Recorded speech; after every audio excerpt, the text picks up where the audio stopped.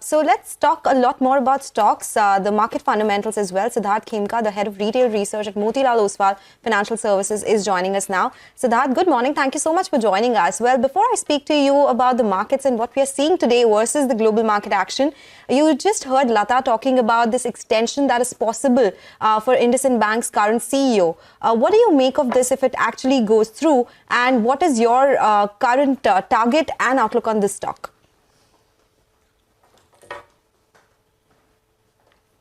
I think you're on mute, Siddharth. Yeah, sorry. Yes. So, good morning, Sonal. Yeah, so I was hearing Lata. I think that would be a positive development. We have been very positive about the way the earning progression is happening on IndusInd. They have been reporting very steady earnings quarter after quarter. And if you look at the credit cost, that has come under control. The market is liking what the current CEO has been able to achieve. So I think overall, if you look at, we believe that the operating performance for IndusInd Bank remains on track. There is a healthy NII growth. The loan book growth has been pretty steady. Last quarter, they reported 19% loan book growth. While the management has guided for a steady loan book growth of 20%. This should help the overall business, and with credit costs under control, we are expecting net profit growth of about 35-36% over the next 2 years, with ROEs reaching about 18%. So a good re-rating should continue. We have a current target price of about 1550 from a 1-year perspective, and obviously we have a buy rating on the stock. Siddharth, thank you very much for joining in. One of the stocks that Motilal Oswal likes is Varun Beverages. And here you're very bullish about Varun Beverages' growth and penetration in the Tier 2, Tier 3 segment. Can you tell us what is going to be the big driver and how will this change the financials of Varun Beverages from here on to accelerate it? Yeah, good morning, Rima. So I think Varun has shown pretty steady growth in the past few years in the core business by acquiring the other bottling companies, entering into newer geographies, and also entering into some of the non-beverages like the food segment, which kind of enthusiasms the market. If you look at the current environment, there has been a steady increase in the access to electricity, at least in the rural household. We have seen that there has been almost 13% growth in the rural household electric connections. That has helped the penetration of refrigerators and has also supported the sale of the aerated beverages like cold drinks, which supports the growth for Varun Beverages. Varun by itself gets almost, if you look at 60% of its revenue contribution comes from semi-urban and rural areas. They have been witnessing strong growth in such under-penetrated areas, be it like MP, Odisha, Bihar, Jharkhand, and is looking at even further strong growth in these regions. If you look at, apart from that, this year the summer has come early. We have seen one of the hottest Feb in last many years. March again very hot, so that is also supporting the consumption growth for Varun Beverages. We believe that the recent correction in the stock price offers a good opportunity for investors to look at a beverage company with strong long-term growth potential. All right, got that. Siddharth, on this same theme of, the early onset of summer, or hotter than previously seen summer, is there anything else that you would play?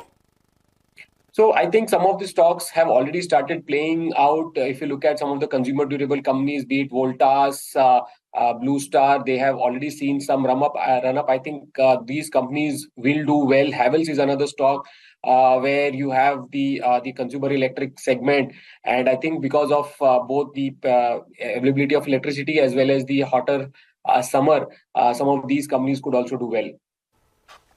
Okay. There's one segment which is doing really well in trade today. That are these sugar stocks. Balrampur Chini up 5%. The other ones also up anywhere between 6 to 7%. Is there any structurally changing for the sector? We've been talking about this big ethanol push. Sugar prices also went higher last year. Do you think that theme will continue for sugar stocks? So I think we don't have an active coverage on sugar per se, but if you look at for today, there have been some news flows regarding the global sugar supply, especially if you look at the supply from Brazil that has not yet started and because of the sugarcane season. But if you look at the long-term trend, I think the ethanol story is definitely playing out. Plus, you add to the dynamics of the global supply, which is getting constrained because of issues in Brazil, which is also what we are seeing as an impact to Bajaj Auto, as a note that you referred to some time back. I think that is helping Indian sugar companies to have a firm realization. So that is definitely working. But being a commodity sector, I think the intermittent volatility would be there. Someone needs to play long term. Can definitely have a look at some of these names for, especially to play the ethanol story. Any thoughts on Bajaj Finance? There is a note which has come from Ambit today, Siddharth. I don't know if you've seen it. Abhishek was just telling us about it. It basically is saying that the company's one-year forward valuation multiple implies that the Bajaj Finance will need to grow at 25% AUM growth. 25% AUM growth over the next 10 years. And their analysis shows that no Indian lender has seen this kind of growth in the last 20 years. And especially with competition rising from banks, and even if they tap other growth avenues like home loans, for instance, it could be dilutive. So in a way, they're a little circumspect on Bajaj Finance, given the high valuations and what that means in terms of what Bajaj Finance has to deliver. Where do you stand on this, on Bajaj Finance, and your thoughts on what Ambit has to say? So I think, Rima, definitely there is a pressure on growth in Bajaj Finance that we have seen in last couple of quarters. They have been mixed trends because of the slowdown in the consumers' demand that we have seen across the management, across companies, be it your FMCG companies, be it your consumer durables, or be it your the retail businesses. They have all come and said, even the QSRs, that post the festival, the demand had dipped, and that is a big concern that we saw in the entire of the December quarter earnings, and that is, I think, somewhere impacting the growth for Bajaj Finance as well. Coming to valuations, I think Bajaj Finance have always traded at a premium valuation. They are still delivering that 25% growth, definitely much lower than what they were delivering earlier, but so has the valuation come down. It will be very difficult to say whether the valuations could still be under pressure, because for us, I think Bajaj Finance presents a unique case of steady growth, a strong, stable management, and best of the processes, technologies. So while competition is definitely increasing, but I think the market leadership with Bajaj Finance would continue, and that would entail the company to command that premium valuation. So we definitely have a positive view on Bajaj Finance from here, although the upside could be limited because there is not much room for a re-rating in the valuation. But the earnings growth that we see, that could continue in terms of the stock returns as well. All right, got that. Siddharth, we'll leave it at that today, but thank you very much for joining us and taking us through your outlook on all of these individual companies. With that, it's time